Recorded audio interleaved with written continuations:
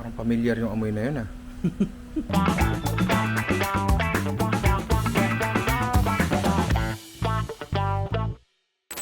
So dapat to episode na to mga bandang January pa eh. Kasi January nagmumura tong mga ganito eh. Queso de bola. Hindi ko alam dati kung paano naging parte ng tradisyon natin ng queso de bola. May kinalaman daw to sa kalakalang galyon na ipapalitan ng goods. Parang nasa ruta daw ata nila. Tapos pagdating sa Pilipinas, may karga na silang ganito. Pwedeng gawin dito. Nga pala, I learned this the hard way. Hindi yan kinakain. Ha? Ano po kinain? Putaan pa sa leg ko. Ang unang dish na gagawin natin ay, kung tawagin ay cottage pie. At magsisimula yon sa patatas. Nahihiwain lang natin ng konti, tapos saka natin pakukuluan. Sorry, may singkamas. Basta patatas lang. Hiniwa ko ng ganyang kalilit yung patatas, primarily, para mas mabilis sa maluto, di ba? Hindi ko rin siya binalatan, kasi, hindi ko siya binalatan para mas interesting yung itsura niya. Para, hindi lang siya puti na nakasalpak sa taas, no? Ngayon, meron debate sa paghihiwa ng patatas. Mas malaki, mas matagal maluto, pero mas less water daw ang i-absorb ng patatas. Sa akin, parang sa experience ko, di naman siya nagmamatter unless sobrang liit talaga ng hiwa mo sa patatas, no? At lalagyan natin to ng asin, konti lang, kasi titimplahan naman din natin yan mamaya. Dahon ng laurel, di ba? Kailangan yung dahon ng laurel may malalaki para madali matanggal mamaya. Hindi mo naman kakainin yan, di ba? Palasa lang doon sa tubig. At ililipat natin to sa kabilang kalan kasi magsasalang tayo dito ng palaman. Magsisimula na tayo sa filling ng ating cottage pie, no? Sa ating wok, na paiinitan natin, lalagyan natin ang ating oil of your choice, and my choice is chicken oil. Ang natin ilalagay ay bawang. Yes, bawang po yan. Yes, bawang po yan, no? Marami nagtatanong din bakit ganyan bawang mo.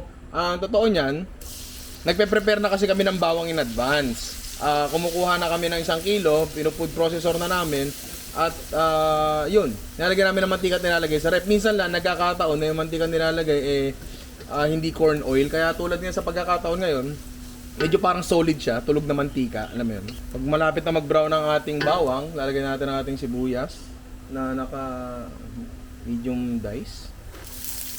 Tuloy lang natin for siguro 2 minutes para lang maluto siya. Magluluto ka syempre para maluto. Maglalagay tayo ng 1 kilo ng ground beef, diba?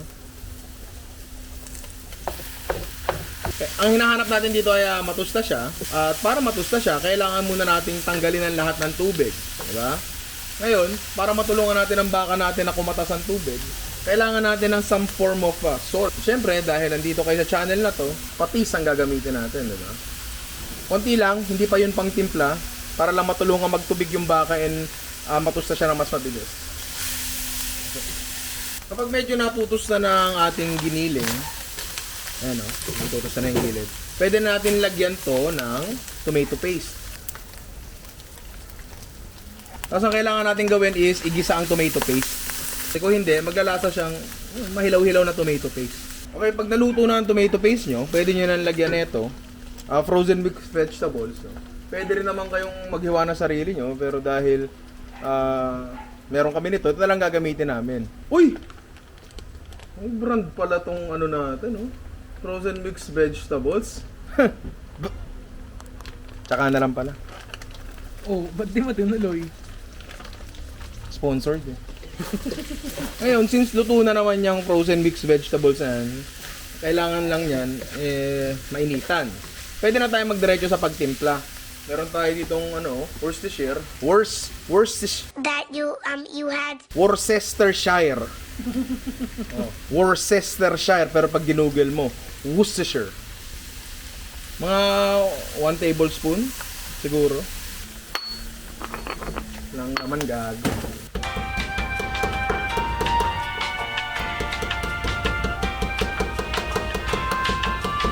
So, giling na ang ating paminta na pinrepare namin kanina pa kasi handa kami sa lahat ng bagay.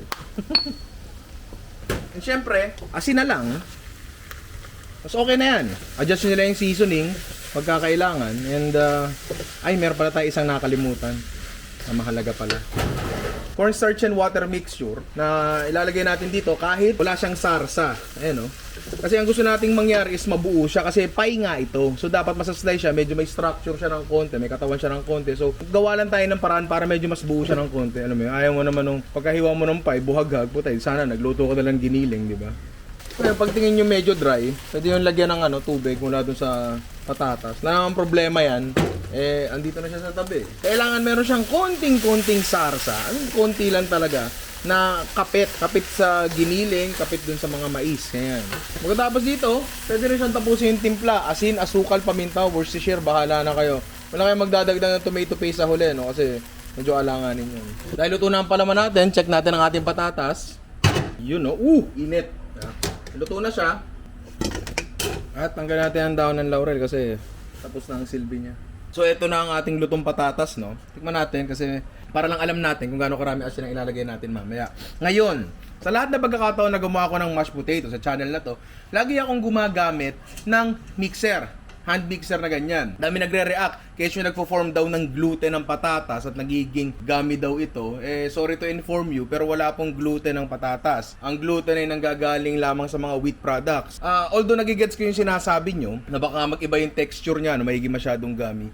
Pero kasi ang kinocompensate ko siya by adding more liquid. Diba? By adding more liquid. Cream, gatas, stock, para mas flavorful yung patatas natin. Hindi lang siya lasang patatas, no? Pero sige, sa pagkakataon na to, gagamit tayo ng potato masher. Kaya ito ang pinili kong gamitin ngayon kasi hindi ko siya totally dudurugin, durog na durog.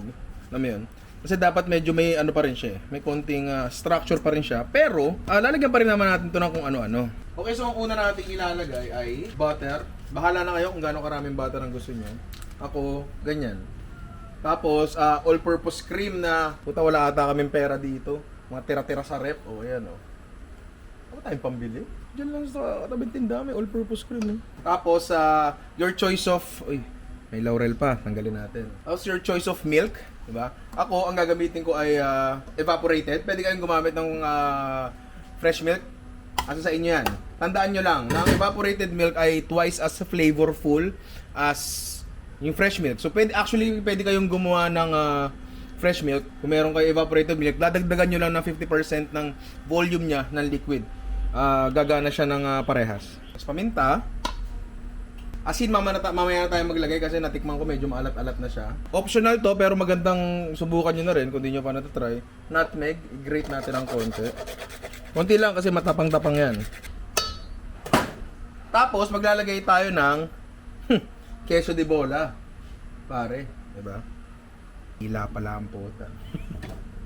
Buti nga, buhay pa ako sa lahat ng pinagkakain ko nung bata ako. Ang gagawin ito legit, nung bata ako, kahit tanong mo kay mama, nakainom ako ng isang basong gaas, tsaka isang basong mantika. Sa Cebu. Oo, gago totoo. Grabe. Parang pagdating namin sa Cebu noon, bata pa ako doon sa hometown nila papa. Oho na oho daw ako kasi parang bundok ata. Basta mahabang lakar rin ata. Tapos pagdating doon, ay baso, puta yan Ininom mo agad? bobong batang taga Maynila. Akala lahat ng nasa basong clear, tubig. Putang ina, gas pala. Ano nangyari sa'yo? Wala, pinakain ako ng mga maraming asukal. Para masuka ako. Ganon daw yun eh. Ayun, putang, Nasuka ka naman? Nasuka ako, tangina. 18 years later, may diabetes na ako. Kaya pala. Oo, gago. Nung pala nagsimula yung gago. Yan, tapos etong cubes natin, ng cheese, lalagay natin dito. And that's it. Diba? Yan na yung toppings natin. Teka, may tunaw pa pala. May buo pa palang butter doon. Tunawin muna natin.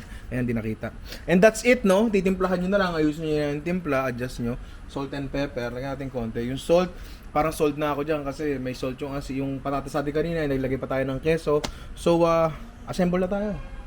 Ito ang ating filling. Ayan, kita nyo medyo stiff siya ng konti, which is yan mismo ang hinahanap natin. Usog muna natin ng konti. Siyempre, dadagdagan pa natin ng queso de bola.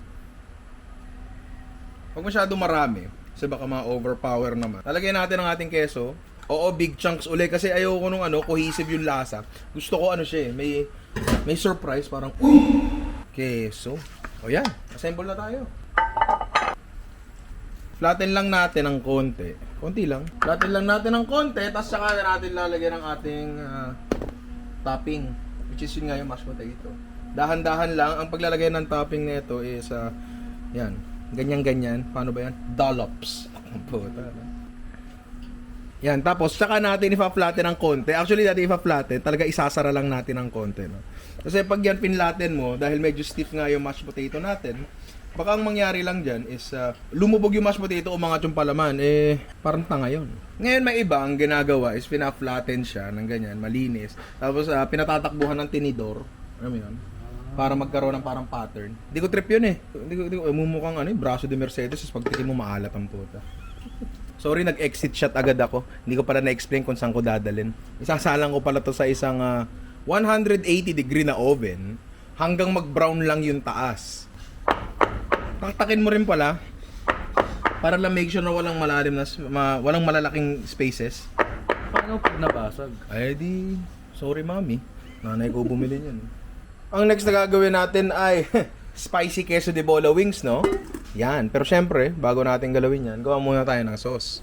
Sisimula tayo sa ating queso de bola, di ba? Yan. Siguro mga kalahati. Again, please, ha? Oo, mukha siyang strawberry. Pero tangina, hindi talaga. Cheese grater. Gayatin natin ang ating queso. Ano, okay na siguro yan. Tira lang tayo ng konti mamaya for garnish. Mas punas, para kunyari, di dugyot. Putang ina. Lalagyan lang natin ng evaporated milk. Basically, ay tutunawin lang natin to. Boom, ang lakas. Pero syempre, low fire lang. Ha? Kasi masusunog yan, men. Maniwala ka. Mas maganda kung gagamitin nyo ay rubber spatula para nakakayod nyo yung ilalim. Tuyin nyo lang hanggang maluto and yun na yun. Dadagdagan lang namin ng keso, bali nilahat na namin yung kalahati kasi masarap. So hindi natin hihintayin kumulo yung milk and cheese mixture natin kasi baka mag-split pare. May buo-buo pa ng konti pero matutunaw na yan sa carry over heat. Wow, carry over. Wow. Tangina, no? Carry over heat nitong mixture natin. Pero at the same time, wala namang problema dyan. Makagat mo yung isang buong keso, masama ba yun? Tangina, gusto ko nga yun eh. After mga 30 minutes, 40 minutes, ito na ang ating cottage pie. So, ang kailangan natin gawin ngayon is palamigin to ng konti para ma-slice natin na maayos. So, kasi kung hindi, wala. Parang giniling na may patatas lang yan. Dahil luto na ang ating sauce at ang cottage pie natin ay kasalukuyang pinalalamig, pwede na tayo ngayon mag-proceed sa ating wings. Meron tayo dito chicken wings, di ba? Nalalagyan natin ng, chicken powder. Kung hindi ka pa nakakapag-try maglagay ng chicken powder sa chicken wings, hindi mo subukan. Kung ayaw mo mag-commit ng kasi medyo mahal yung chicken powder eh. Pwede kang magtunaw na lang ng chicken cubes. Ano yun? Pwede na rin yun. Ayun, naglagay ako ng paminta, tapos nalagyan natin ng konting asin lang. Yan, konti lang. Kasi may alat yung chicken powder natin eh. Tapos isang itlog. Make sure na hindi nagsasabaw masyado yung manok nyo kasi hindi fried chicken. Chicken soup yan. Pagkain. Tignan mo, tol. Tapos ang ating breading, kabisado nyo na yan. 50-50 to 30-70. Flour and cornstarch. Tapos lalagyan natin ng chicken powder. Paminta.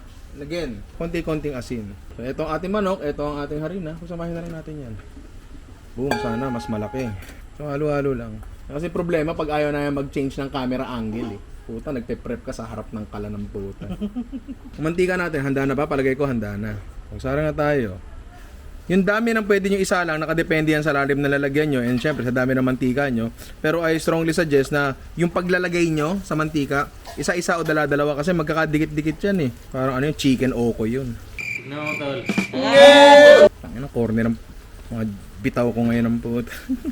Tapos lutuin lang natin to, ang wing siguro roughly around 8 minutes, diba? Hindi kayo sigurado, buksan nyo, tingnan nyo yung joint, kapag walang dugo, goods na yun. After mga 8 minutes, ayan na ang ating wings. Medyo golden brown na ng konti. Sabi nga ni Alton Brown, GBD, golden brown and delicious, diba? Wow. Meron tayo ditong langgana na may tissue. Diyan natin ilalagay para lang hindi nagmamantika ang ating manok. Luto na ang ating wings.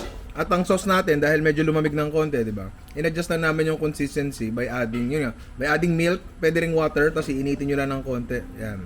Tapos, yung anghang na gusto nyo ilagay, kami ito, labuyo flakes. Pero kung ang gagamit kayo ng mga fresh na sili, sa umpisa nyo ilagay, kasama sa pakulo. Pero dahil ganito naman problema yan. Mas okay yan nga para sa akin eh. Ramdam mo yung anghang, pero hindi yung kumakalat yung anghang sa sauce. Alam mo yun? May kagat lang. Alright, so sarasahan na natin ang ating wings. Tapos natin kung matotos, kung hindi, sorry. Halo-haloin na lang. Para mabalutan. Dapat work fast kasi pag lumamig yung ano nyo, yung cheese sauce nyo, mabubuo siya. Maganda, mabuo yung cheese sauce pag nasa wings na, para coated talaga siya, di ba? Wala pa tayong plato. Ay, wala. Nutmeg pare. Konti lang. Iso pa. Alam mo yung friend mo sa Facebook na away, hiwalay, black. Tapos pagka nagkabalikan, naglolong message sa isa't isa tapos pinapublic nila. Mas cheesy pa to doon. So matindi. Yan. Diba? Ito namin layers niya, no? Grabe nga. Kita ba? Oo. Yan. Kailangan makuha natin to ng maayos. Yun, no? Yun yung mas maganda, oh. Yun yung kukunin natin. Wait lang, ha. Ngayon. Boom. Uy, hinawa ka ni Ninong. Sarap. Sarap.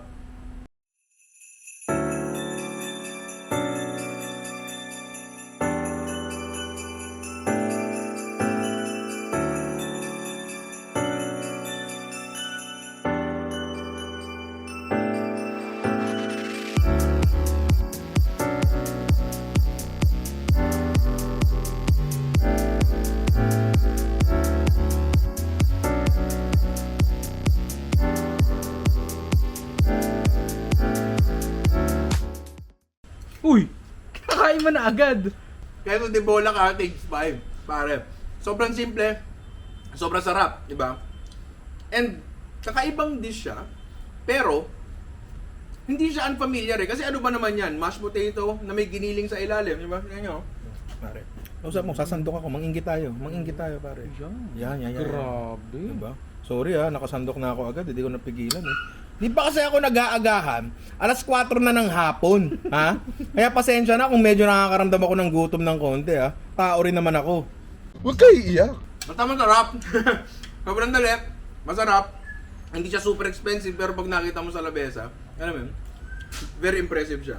So, eto, sorry naunahan ko na rin kanina, nabawasan ko na eh. Kasi, pare wings yan. Grabe. Pucha, simula ata nung nag-pandemic, di pa ako nakapag-only wings eh. So, mag-iisang taon na, no? So, Kawawa ka naman. kawawa naman ako. Parang di ako nakakain ng manok. Yun, no? Pag kumakain ako dati sa mga only wings sa labas, no, lagi silang merong kawawa naman yung nakakulong doon. Actually, hindi nakakulong si Luna. Nakakulong siya sa office namin. Kasi ang gulo eh. Pero yun nga, pag kumakain ako ng only wings sa labas, so lagi sila may cheese. Tapos parang kadalasan nakakaumay. Kasi unang-una sobrang kapal, alam mo yun? Di ba? Oo. Parang sinausaw sa palamang keso, alam mo yun? Nakakaumay. Pero eto kasi, since manipis lang siya, and iba yung lasa niya, alam mo yun? Sarap nung anghang. So, ngayon, bago sirain ni Luna yung opisina namin, kasi naririnig ko na, no? Tapusin na natin tong video na to. Alam nyo na ngayon, mula dito sa mga recipes na ginawa namin, kung ano pang pwede nyong gawin dito, paano nyo pwede explore to ingredient na to, no? Hindi yung bubulukin nyo sa rep. I'm sure iba dyan, merong queso de bola pa from 3 years ago. Ano gagawin nyo dyan, di ba? Papamigay nyo sa apo nyo.